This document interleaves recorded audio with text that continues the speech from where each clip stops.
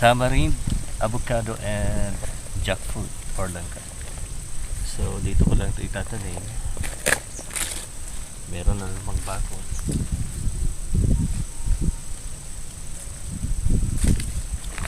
Simulan na natin.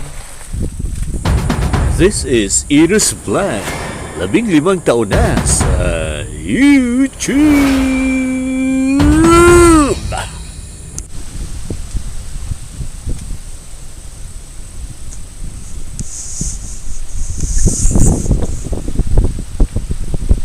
Hola! Welcome sa Isla Nawa.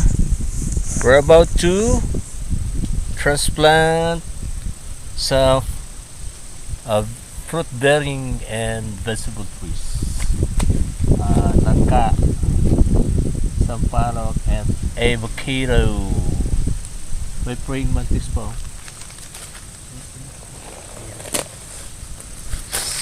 Yeah.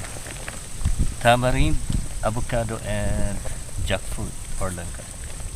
So dito ko lang ito itatanim. Meron na namang bakod.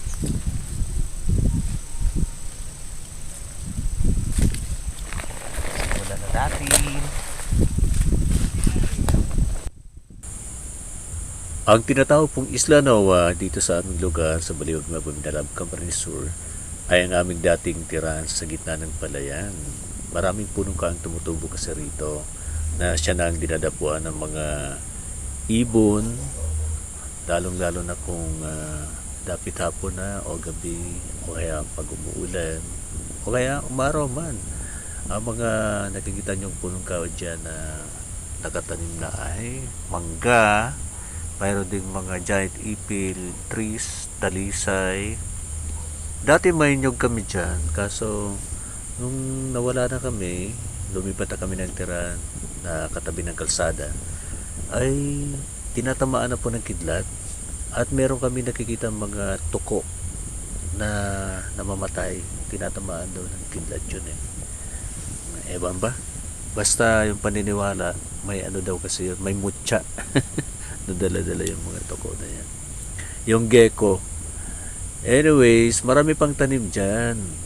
Mayroon noong mga fruit-bearing trees, kaso nagkamatayan na rin.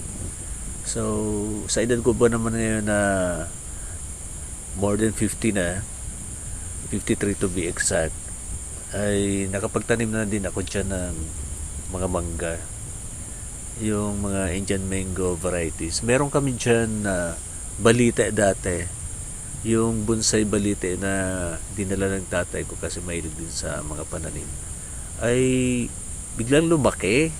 Naka ano yung tubo niya, nakahakbang kumbaga sa lupa. Ayun, yung bayaw ko ay pinapatay yung balite. Meron pala kaming kawayan dyan, kawainan.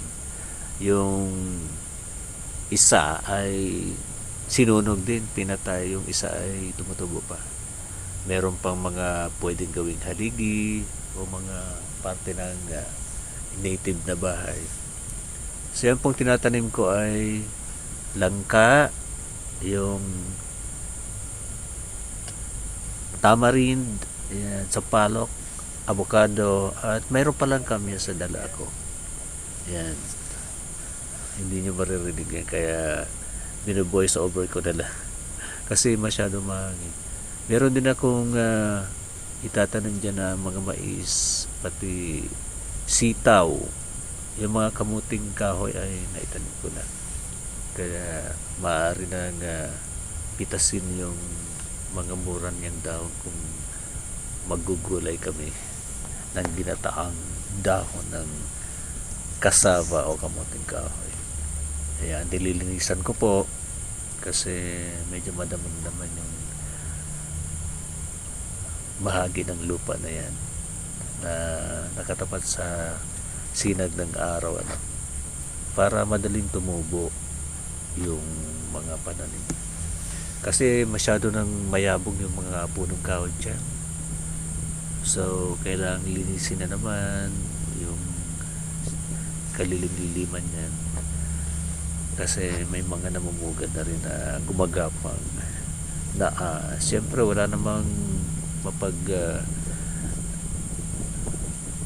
ano ba yun, masisilungan yung mga ganyang hayop. May mga daga, ganyan ang dami dyan. Lalo na kapag nagsasaka na yung mga local farmers, no? So ayan, tsaga-tsaga lang po talaga. Kung makikita nyo, simple lang ang buhay sa baryo, pero kung hindi ka magsipag, ay wala kang aanihin talaga. So ayan, yan ang kadalasan kong ginagawa araw-araw. Makapagtanim lang isa o dalawang uri ng gulay o pananim, masaya na ako. Meron nga akong mantra sa aking sarili na every birthday ko o karawan, taon-taon, ay magtatanim ako ng punong kahoy. O yung iba naman pakinabangan na, yung iba nga pinutol na ginawa ng uling dyan. Yung mga mayayabong na sanga ng mangga kasi nakakaapekto na daw sa karatib na palayan o kalapit na palayan dyan. Kaya gusto na lang ipaputol. So sabi naman namin hindi, kasi marker namin yan, kasi lumilit na yung lupa namin dyan sa Isla Nova. Nagpaplano kami na bumalik ulit dyan kasi mas tahimik, malayo sa mga magnanakaw. Meron namang mga magnanakaw ngayon. Ngayon pa lang na buwan ng Enero, meron na dito sa amin. May mga nanakawan na naman. Kaya ako, nakawin malila yung mga bunga niyan, okay na, makakatulong pa tayo sa mga nagugutom. Pero hindi natin tinotolerate dyan. Dapat talaga bawat pamilya, bawat tao ay marunong magtanim. Ang daming lupa dito sa ating bansa. Biniyayaan tayo ng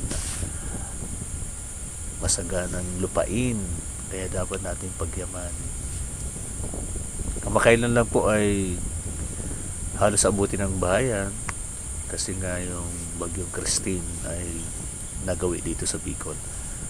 Kaya nakakalungkot mang isipin, maraming pananim ang nasira.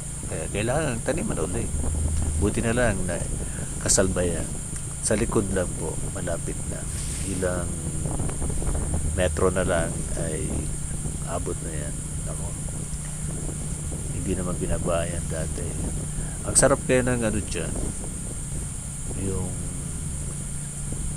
iniinom ang tubig namin. Ayan, hindi pa natatapos si Kuya. Huwag natin, ano ba yung tatanim na niya? Yung sampalok. Ganyan tumubo ang sampalok. Yung isa pala, yung bayabong, ay kamyas o iba. Yung maasim din. Maasim po yan. So, fruit bearing trees, yung isa, avocado. May mga nakatanim na pala ako dyan, yung suwa. Saka yung kapatid ko naman, pagtanim naman siya ng niyog. Uli, idadagdagan ko pagtanim dyan. So, ang parselang lupa na yan ay mayaman sa tanim. Kaya kung gagawin kayo dito sa amin, kapag namunga yan tuwing summer o tag-araw, daming humingi dyan ng mangga. So, ayan, patapos na. Avocado na lang last. Last na po siya. Doon sa malayo-layo po yung itatanim. Ayan. Doon sa katabi ng suwa. Pinag-iisipan pa niya. Oh? Huwag dyan. Doon na lang. Sa malayo. Ayan.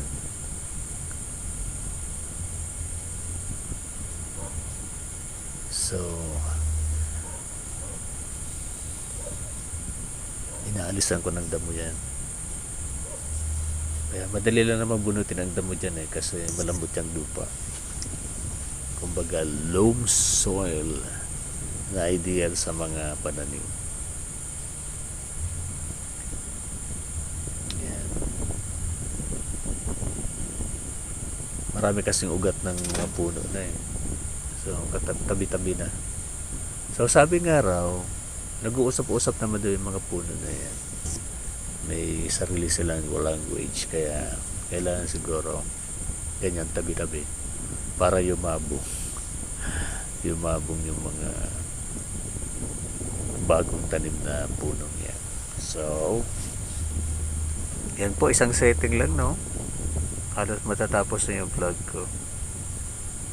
Yan, nakapagtinim na tayo. Marami pa ako ditong punla sa bahay. Mga langka, pinatubo ko. Yung natural na mangga, hindi ko pa nga naitatanim pala. Pabalaking kong itanim ulit dyan sa Isla Nova. So, next episode na po para makita nyo. Ilang taon lang naman ang gugugulin yan eh. Siguro mga 3 to 5 years ay mamumunga na ang natural na mangga. Kapag pinagyaman, madali siyang tutubo. At syempre, mamumunga. Yan. Matagal pala akong nagtanim. Halos 1/4 ng oras or 15 minutes. Hindi pa nga natatapos na alisan ng tanim. So ngayon pala po ay Sunday. Ayan. Wala tayong pahinga, pero nagpapasalamat tayo sa Pong Mike pa dahil binibigyan pa tayo ng lakas ng katawan para makapag-perform ng ganyan. Ayan o. Oh, nandalamin na si Koya. Meron po bang itatanim dyan? Itatabi ko lang yung yung isa pang langka sa isa pang langka. Ayan. Para kapag lumaki ay malagyan ng upuan dyan. Dati talaga ang dami naming tanim dyan na langka. Yung mga saging pala, mayroon pa rin kami dyan. Kaso hindi na yung mga fruit bearing berries. Masyado nang mabuto yung dyan, mga saging na natira. Yung butuhan sa kabulo variety. Yung tubig pala ng saging na yan sa trunk niya ay kinukuha namin para panggamot sa sakit ng tiyan o kapag may sugat sa bituka o ulcer. Sabi ng nanay ko nung nabubuhay pa ay talagang nakakagamot. Ayan, ano bang sinasabi ko dyan? Tatanim din tayo ng mais. May dala ako. At sitaw. Ayan o.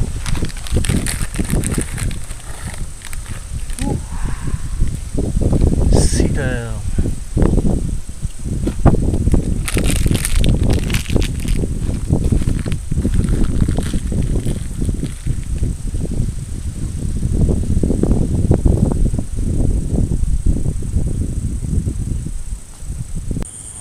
Actually, may tumubo na po dyan na mga tanim kong mais, kaso kukunti lang, kaya dadagdagan ko ulit. Kasi masyadong maulan noong mga nakarang araw. Mga December pa ako nagtanim dyan. Yung iba tumubo. Siguro hindi ganong nabasa. Pati yung kamuting kahoy tumubo na. Ayan. Tinatanimin ko ng sitaw yung kamuting kahoy sa tabi lang. Para double purpose, habang tumutubo siya, may nakakapit ng sitaw dyan. Yun daw ang pagtatanim, parang symbiotic relationship. Tama ba? Basta yung dalawang uri ng pananim ay itatabi mo para sa purpose na ganyan. Yung isa may kahoy, may trunk, yung isa naman ay nagbabaging. So, pwede po yan. Ganyan po ang ginagawa ko. Ayan. Sitaw na yung tinatanim ko. Ayan. Yung hinahawanan ko ay puno ng yan. Ng kamuting kahoy. Ayan. Ito naman mga aso ay inspector. Ayan si Lala. Lala. Bolala. hop, ano na siya, aligaga na, gusto na pumunta sa Baliwag na Creek. Kasi pagkatapos yan ay magbibingwit kami, ipapakita ko sa inyo sa iba pang vlog. Palagi na lang namin mingwit si Kuya. Yun naman kasi ang tangi kong libangan pagtatanim vlog, tapos hawan-hawan sa palayan. Buti hindi ako nag-spray na nag-aabono. Meron kaming mga katulong sa palayan. Yan na, tinatanim ka na po yung mais. Malambot ang lupa mababaw lang yung pagtatanim ng mais para madaling tumo. Ganun naman.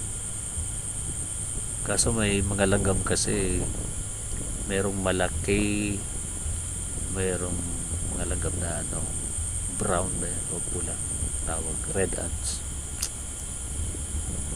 Kung makapangagat nga ay napaka medyo masakit. Nung bata pa ako, nagdanana talaga yan kapag kinakagat ako ng mga langgam. Ngayon meron pa rin dito sa aking paa. Sarap kayo nakapaa, kaso delikado na raw ngayon kapag palagi nakapaa. Iba na ang panahon, no? Ayan, ilang ba yan, ilang buti lang mais. Yellow corn po yan. Yung nagbigay sa akin yan si Ate Humildad Madera Pupanes. Yun, binigay na sa akin. Meron pa nga akong isang puso. Tama ba? Puso ng saging. May puso din pala ang tawag niya. Kailangan pang itanim. Yan, tanim na lang tanim para may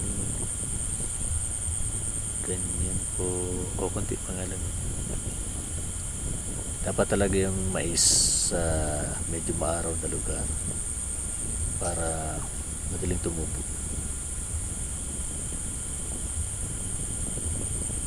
Yan, malapit na matapos.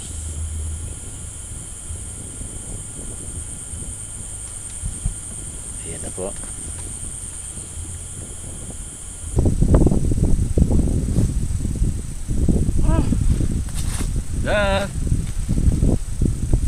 Tingnan natin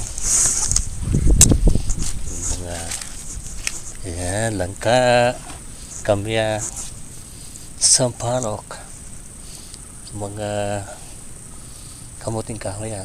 May mais din, yung avocado andito na, saka yung suha. Ayan, pomelo. Matagal ko na itong tanim dyan. Tinabihan ko ng avocado para mag-usap sila. Thank you. Sana po mabuhay lahat at hindi na pakialam pa ng iba. Sana naman. No trespassing. Punta na tayo. Go!